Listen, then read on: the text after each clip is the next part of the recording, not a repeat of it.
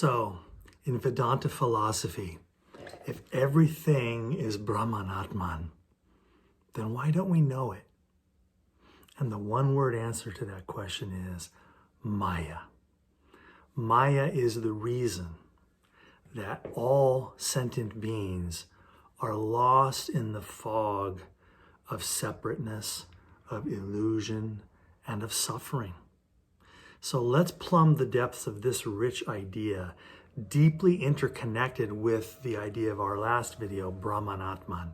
Brahman-Atman and Maya kind of come together as a trio of ideas that interconnect, and it is the intersections between these three ideas that form the matrix of Vedanta philosophy. It's essential to everything else we're going to do in our study of Hinduism. In fact, I would counsel that you put Brahman-Atman and Maya at the center of really everything else that we're going to do in our study of Hinduism. You'll see what I mean as we continue to add more layers onto this, Dharma and Karma and Samsara and Moksha, Satchidananda, the yogas, and all the rest. It'll all thread right back to Brahman-Atman. Because, of course, as we established in our last video, Brahman-Atman is simply the name of the ground of being, of reality itself, which began as a singularity and then emanated and expanded itself into all of these beautiful multifarious forms. And that's what this is. That's what we are, is one with the all that is. And the process of getting to heaven, so to speak, in Hinduism is remembering that, realizing our oneness, overcoming Maya. So Maya, which we'll get into here in a moment, is at once the problem to be overcome, and yet we have to keep this clear. Maya is not some evil conspiracy to keep you in ignorance and suffering. Don't turn this into a duality, Brahman versus Maya, right? Because ultimately, and you're already ahead of me, I'm sure you're thinking of this yourself, Maya is also a part of Brahman. How could it not be, since everything is a part of Brahman? So Maya is just a distortion that arises unavoidably as the one became the many. So what do we mean by Maya, to put a finer point on it? Well, the word Maya maybe can be quickly defined as illusion, right? And in fact, there's evidence that the word Maya in Sanskrit is etymologically linked to our English word magic. There are many linguistic links between Sanskrit and Greek and Latin. And this is just one of those examples. So, what magicians do, right? Pulling rabbits out of hats, creating through sleight of hand tricks and illusions that are one thing but seem to be another. So all of that is kind of well associated with the process of Maya. So Maya simply refers to the world as portrayed to us by our senses. We have these 5 sensory apparatus, the eyes. We got 2 cameras in front of our face making 3-dimensional film, 2 microphones on the side of our head recording stereo sound. And then we have the oldest sense, olfactory, scent, smell. And then we have, of course, taste. And then we have the largest organ, the skin, touch, the feel of a breeze, the feel of hot and cold, the touch of another's hand on our hand. So these 5 data streams come flooding into the brain, into the mind body, where the brain synthesizes them beautifully into a movie called The World. 3-dimensional visuals, stereo sound, smell, taste, and tactile. It's pretty compelling. And from the moment we were born, we have been in this movie.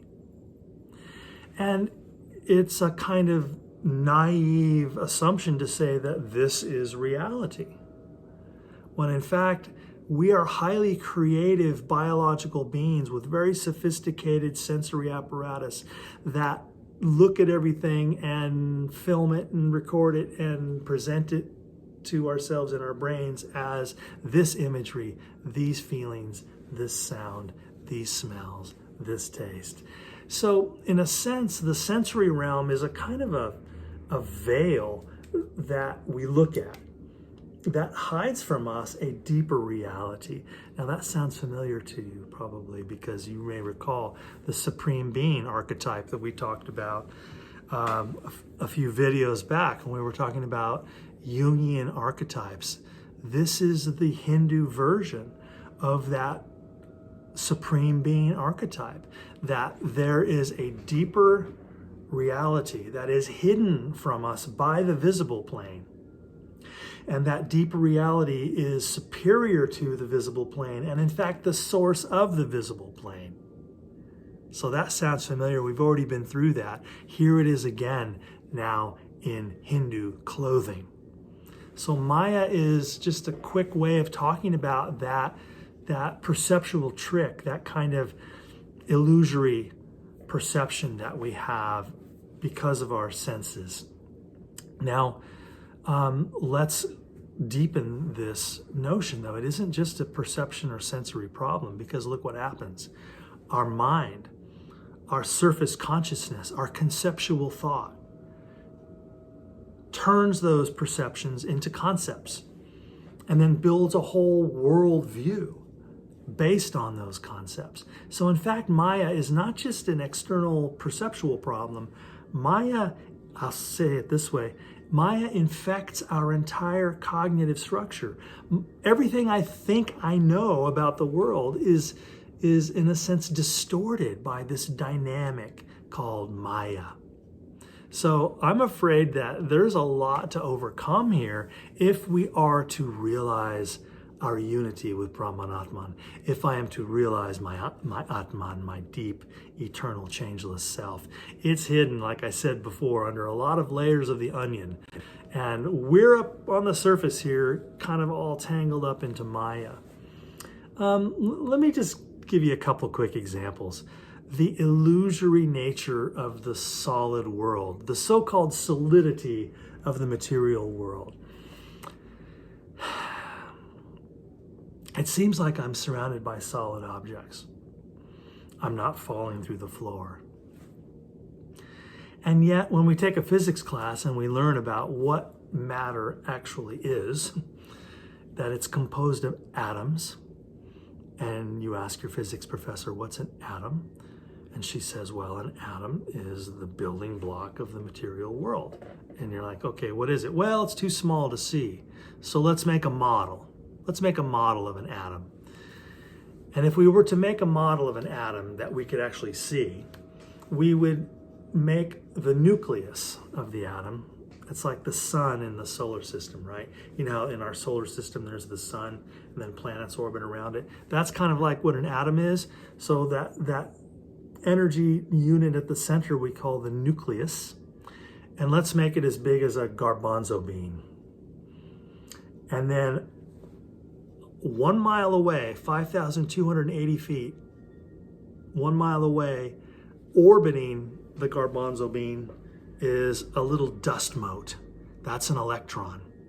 And there might be 2 or 3 of these little dust motes, these electrons orbiting the garbanzo bean a mile out. So this is a circle with a circumference of 2 miles, a radius of 1 mile. That's a to scale model of an atom. In other words, an atom is 99.99999, 5 nines after the decimal point, percent empty space. 99.99999% empty space. I don't know about you, but when I see 5 nines after a decimal point, I just round up. 100%. An atom is 99.9999% empty space, 100% empty space. There's your building block of the so-called solid world. the material world is 100% empty space. My senses aren't telling me that. My senses tell me that everything's solid and that you can't walk through walls. And the reason I can't walk through walls is not because I'm solid or the wall is solid. There's a repellent quality at the atomic and molecular level. This is above my pay grade. I'm quickly running out of accurate information to impart, not being a physicist. But as I read about that stuff, I think that's a perfect analogy of what the Vedanta tradition is teaching about Maya. That the world is presented to my senses, and the world that I have come to understand in my surface concepts is not really what's going on out here. So that's one tiny example of how we are asleep to what the nature of reality is. Reality is not made up of separate, distinct physical forms. Reality is an energy field made up of atoms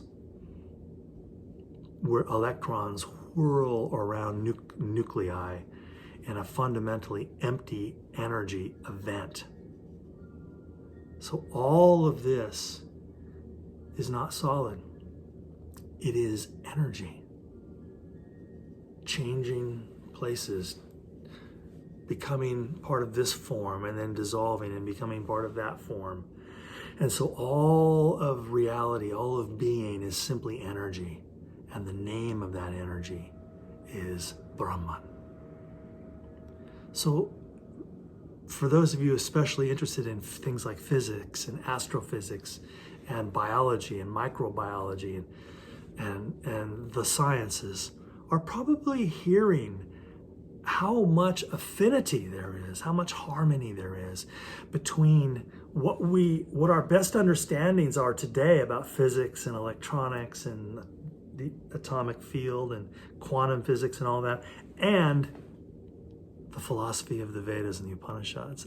There's a remarkable alignment there. There's a book called The Tao of Physics by Fritjof Capra that it's one of the classics in this field, that explores this really beautiful and kind of surprising alignment and harmony between some of these ancient Asian philosophical claims from India and China and what we now know in the cutting edge theories of physics. It's a remarkable alignment. So not only does Maya trick us into believing there are all these solid objects when they aren't, but here's another sort of debilitating illusion that we get from Maya: the illusion of the ego as a separate, distinct entity in conflict with other egos. That's also a bit of a trick, a distortion from which we must awaken. And in fact, when I use the word awaken, I'm reminded of the Buddha, and we're going to study Buddhism when we're done with Hinduism, because Buddha comes right out of this tradition, right? And Buddha, the word Bud in Sanskrit means to awaken. So the Buddha is the awakened one who awakened from the dream of separateness, who awakened from the illusion of separation and distinctness. He awakened to the oneness that all matter, all energy, and all consciousness are one intersectional, continuous field of deep and abiding interconnectedness. And yet you and I, housed in these fleeting material forms, driven by egomaniacs that live inside of us, we're so busy trying to get mine that we're completely oblivious to this underlying interconnectedness and oneness. And so I challenge you as we go through this entire course, look for this thread that again and again and again in these wisdom traditions that we call world religions, the best teachers, Lao Tzu, Mohammed, Confucius, Buddha, Krishna, Jesus, Moses, they all try to pull us back from the dazzling surface of things and down into the depths of our soul, of our spirit, of our heart, whatever you want to call it, our Atman, where wisdom lives, where we trade in haughtiness, arrogance, and vanity for humility, kindness, and love, where we realize that there is no us versus them. There's just us. There's just us. And that not only am I my brother's keeper, I am my brother. And all these distinctions are sort of illusory, and I must awaken from that dream of separateness. There's only one energy, and it is Brahman-Atman. And that's why throughout the Upanishads you see this phrase in Sanskrit, Tat Tvam Asi, Tat Tvam Asi. Thou art that. You are that. You are the one from which all things come and to which all things return.